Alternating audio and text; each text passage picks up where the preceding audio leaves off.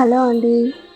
ఈ శ్రావణ మాసంలో 7 శనివారాల పూజ చేస్తే చాలా మంచిదంటారండి. అది మనం ఒక సంకల్పం పెట్టుకొని చేసుకోవాలి. రోజులాగానే మనం నిత్య పూజ చేసుకోవాలండి ఫస్ట్‌లో. ఆ తర్వాత మనం 7 శనివారాలు స్టార్ట్ చేయాలండి. నాకు ఆరో శనివారం దగ్గర విగ్రహం ఉంటే ఇలా విగ్రహం పెట్టుకొని చేసుకోవచ్చండి.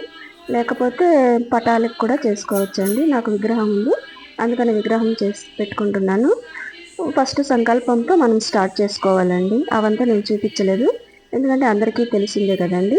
నేను 7 శనివారాల గురించి మాత్రం చెప్తున్నాను. మనం సంకల్పం చేసుకున్న తర్వాత గోవింద నామాలు, అష్టోత్తరాలు చదువుకోవాలండి. నేను అక్షింతలతో ఫస్ట్ గోవింద నామాలు చదువుతున్నానండి. తాంబూలం కూడా మనము స్వామికి సమర్పించుకోవాలి. సంకల్పం గట్టిగా ఉంటే ఆ దేవుడే మన ద్వారా పూజ చేపించుకుంటారండి. ఇలాగా గోవింద నామాలు అక్షంతలతో చేస్తున్నాను. మధ్యలో ఏమైనా శనివారాలు అడ్డొస్తే పర్వాలేదండి. నెక్స్ట్ శనివారం నుంచి మనం కంటిన్యూ చేసుకోవచ్చు. అలా 7 శనివారాలు చేసుకోవాలి. వెంకటేశ్వర స్వామి వడ్డీ కాసుల వాడు కాబట్టి 7 శనివారాలు పూర్తయిన తర్వాత ఇంకొక శనివారం కూడా మనం వడ్డీగా 8వ వారం చేసుకోవాలండి. ఆయన వడ్డీ కాసుల వాడు కదా, అందుకని వడ్డీగా మనం 8వ శనివారం కూడా చేసుకుంటాము.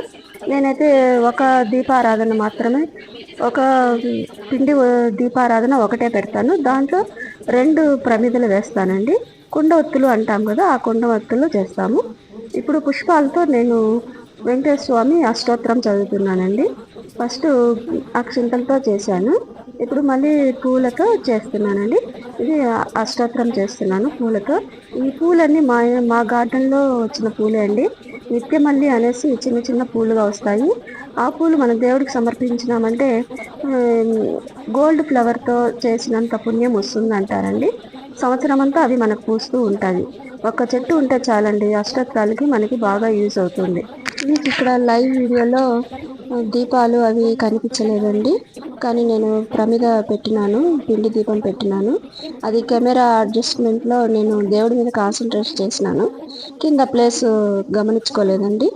పూజ అంతా అయిపోయినాక చూస్తే మళ్ళీ అనిపించిందండి కింద కన్వర్ట్ తీయలేదు అనేసి. కొంచెం లైట్గా అడ్జస్ట్ చేశాను. దీపాలు కనిపిస్తున్నాయి. మళ్ళీ ప్రసాదం నైవేద్యం పెట్టినానండి. అది లాస్ట్లో మీకు వీడియో చూపిస్తాను. ఇప్పుడు మంగళహారతి ఇస్తున్నామండి. హారతి తర్వాత మనము ఆత్మ ప్రదర్శన అనేది 3 సార్లు చేయాలండి. ప్రదక్షిణ తర్వాత మనము అక్షింతలు దేవుడు పాదాల దగ్గర ఉంటాయి కదా, అవి తీసి మనం తల మీద వేసుకోవాలి. అలాగే ఒక పువ్వు పెట్టుకోవాలండి.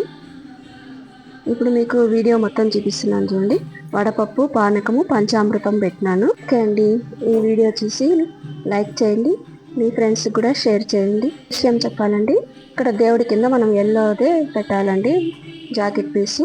ఆ తర్వాత మనము కట్టుకునే శారీ కూడా కొంచెం ఎల్లో కలిసి ఉంటే మంచిదండి. ఎందుకంటే వెంకటేశ్వర స్వామికి ఎల్లో ఇష్టం కదండి. నేను పెట్టే వీడియోస్ అన్నీ మీరు చూడాలంటే మీరు చిన్న సబ్స్క్రైబ్ చేసుకున్నారంటే వచ్చేస్తాయండి.